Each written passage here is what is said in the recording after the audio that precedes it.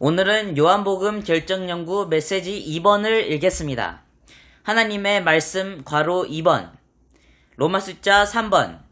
요한복음은 서론에 있는 5가지 역사적인 사건의 줄기인 내재적이고도 중심적인 노선은 다음과 같다. A. 말씀은 하나님의 정의와 설명과 표현인 그리스도이며 그 안에 생명이 있음. B. 말씀 안에 있는 생명은 그분이 세상에 오셔서 하나님의 어떠하심을 비추어 내므로 세상을 향해 말씀하는 그 빛임. C. 누구든지 비치는 빛, 곧 그리스도 자신을 영접하면 빛에 의해 전달되는 신성한 생명을 얻을 수 있고 하나님께로 태어나 하나님의 집, 곧 베델의 구성 요소인 그분의 자녀들이 됨. D.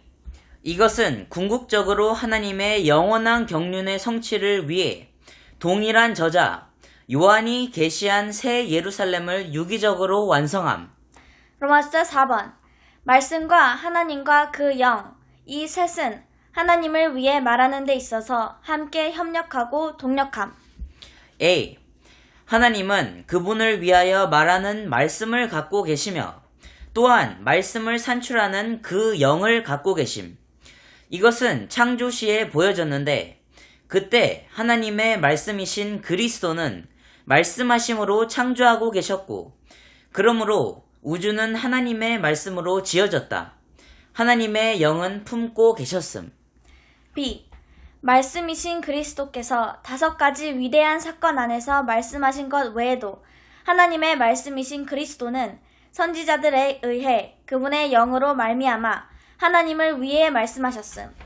그리스도에 대한 특별한 요점이 선지자로서 하나님을 추구하는 사람 안에 생각날 때 그리스도의 영은 선지자를 도구 삼아 그것에 대한 말씀하심을 산출했음. 이렇게 하여 선지자들은 구약에서 그리스도에 관해 예언했음.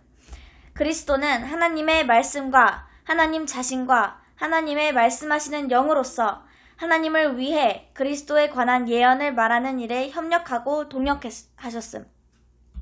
이것은 그리스도가 처녀에게서 나심을 말하는 이사야 7장 14절과 그리스도의 출생지를 말하는 미가 5장 2절과 그리스도가 죽으실 때를 말하는 다니엘 9장 26절과 그리스도가 의의 해로서 다시 오심을 말하는 말라기 4장 2절 등에 의해 예증될 수 있음.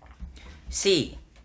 신약에서 하나님의 말씀이신 그리스도는 하나님을 표현하기 위하여 즉 하나님을 말하기 위하여 육체 되심으로 사람이 되셨음.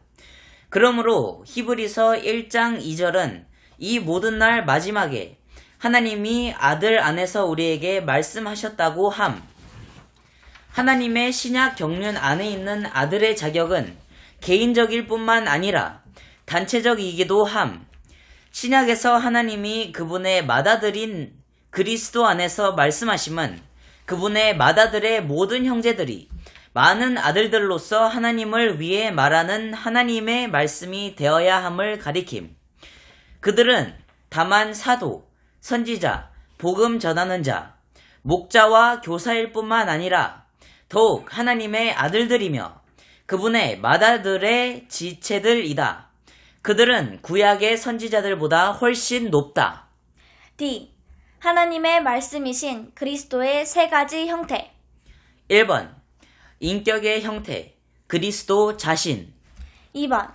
구약의 선지자들이 예언한 그분과 그리스도께서 그 지체들인 그분의 형제들에게 말씀하신 그분은 말에 내어진 말씀임.